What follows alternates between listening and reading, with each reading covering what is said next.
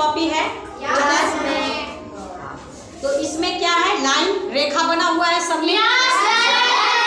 इसमें रेखा बना हुआ है, ठीक है। सीधा है रेखा, कैसा है? सीधा। तो इस सीधी रेखा को हम लोग क्या कहते हैं?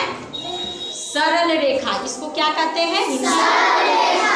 ये जो सीधा सीधा दिया हुआ है, ठीक है, इसको क्या कहते हैं? सरल रेखा। सरल रेखा। हिंदी में जो ये सीधा सीधा लाइन बना हुआ है। अच्छा ये बताओ, ये लाइन जो बना हुआ है, रेखा जो बना हुआ, वो किस लिए बना हुआ है? लिखने के लिए। लिखने के लिए, और लिखने के लिए बना हुआ है। और कैसा लिखने के लिए बना हुआ है? लिखने के लिए बना हुआ है, लेकिन इसलिए लिखने के लिए बना हुआ है कि इसमें हम साफ, स्वच्छ और अच्छे से लाइन बाय लाइन लिख सकें, है ना। अब ये है ना कि जैसे अगर लाइन नहीं रहता है तो इधर उधर लिख लेते हैं हम लोग, लेकिन ये लाइन बना हुआ है तो सीधा सीधा हम लोग लिखेंगे और साफ सुथरा लिखेंगे, इसीलिए ये लाइन बनाया गया है, ठीक है। अब ये जो है, ये लाइन है, तो इसी लाइन के बीच में हम लोग लिखते हैं ना। कोई भी हिंदी वाला कॉपी में हम लोग इसी लाइन के बीच में लिखते हैं, ठीक है, समझ में आया।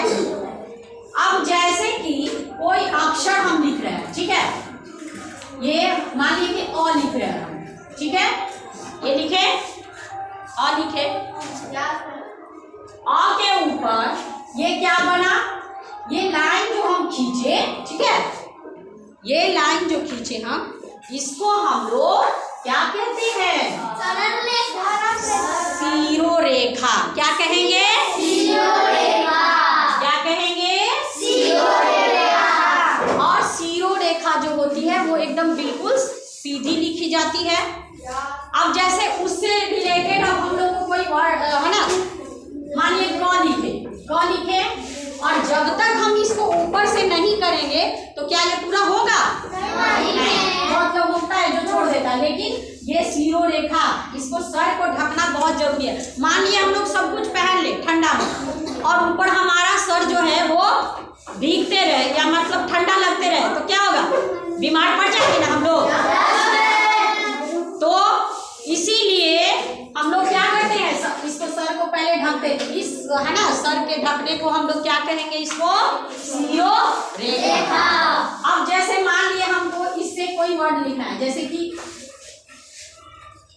अजगर लिखना है, ठीक है, अजगर, ठीक है, मेरा लाइन ये है, तो अजगर ऐसे लिख देंगे अगर, ठीक है, लाइन बना हुआ है और लाइन के बीचों बीच लिखेंगे, इसमें ऊपर वाले में टच नहीं होगा, तो सही होगा? नहीं। जब भी हम लोग लिखेंगे तो ये जो रेखा बना हुआ है उसके ऊपर वाले लाइंस में ये टच होना चाहिए, और जब भी सीरो रेखा देंगे तो इसको हम लोग ऐसे इसी सरल रेखा पर देंगे। किस पर देंगे? इसी सरल रेखा पर इस सीरो रेखा को हम लोग लगाएंगे। जैसे अब हम लोग लिखे कमल, कमल, लेकिन उसके बाद जब तक इसको हम लोग सीरो रेखा नहीं देंगे तो ये हमारा वर्ड पूरा नहीं होगा और सही नहीं बनेगा। समझ में आया? चलो, ये हो गया सीरो रेखा, जो सीधी रेखा है, और जब हम लोग वर्ड लिखते हैं तो जब हम लोग सर को ढकते हैं उसको, तो वो सीरो रेखा कहलाता है। अब जो होता है, हम लोग बहुत सारा शब्द लिखते हैं जोड़ जोड़ के, कमल, अजगर, अचकन, है ना, ठहर, ये सारा वर्ड। तो जैसे अब जैसे हम लोग यहाँ पर लिखे ग, तो ग जो है, जब तक इसका ये क्या बना, ये पाई, ये क्या कहलाया? पाई। ये तो हो गया तुम्हारा सीरो रेखा, और ये सीधे जो खींचे वो क्या कहलाया? पाई। इसको क्या कहेंगे? पाई। तो ये पाई जो है, पाई बोलेंगे इसको, ठीक है, क्या बोलेंगे? पाई। इस रेखा को क्या बोलेंगे? पाई। अब पाई जो है वो हमारा कितना तरह का होता है? वो 3 तरह का। क्या होता है? 3 तरह का। एक होता है अंत पाई, दूसरा होता है मध्य पाई, और तीसरा होता है तुम्हारा अर्ध पाई। क्या होता है? आधा।